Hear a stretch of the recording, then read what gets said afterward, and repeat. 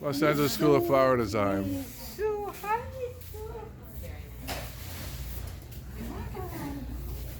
One-week students. Isn't that fantastic? This is work by Isabella Montenegro. She recently had a stroke. Her daughter sent her to school to help her, and she was an amazing student. Look at this. 1 week of training. Recovering.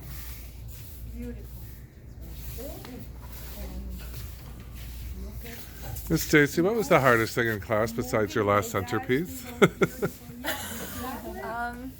Probably the first bouquet, 651.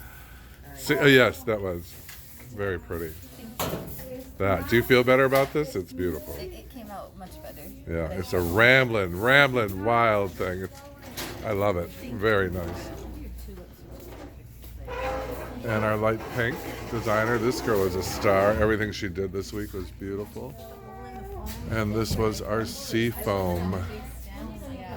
All 1 week students designing for a week under the tutelage of Los Angeles School of Flower Design, flowerschool101.com.